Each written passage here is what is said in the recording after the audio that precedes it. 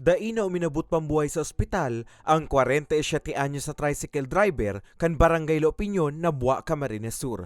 Kan pagbabadilunin riding in tandem alas 7:20 nin banggi kan Miyerkules Marso 1.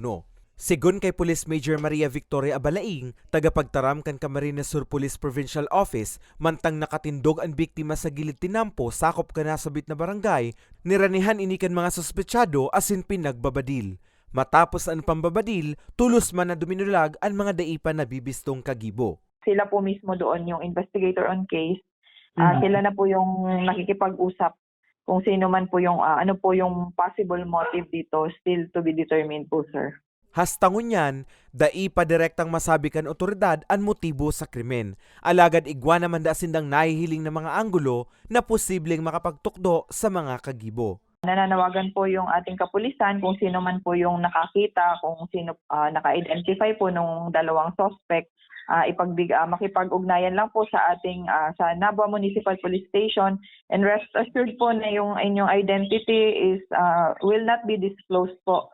Sa ngunyan, nakapatente na ang bangkay kan biktima sa saindang residensya. Para sa mga baretang tatak Bicol, Carmelo Balia.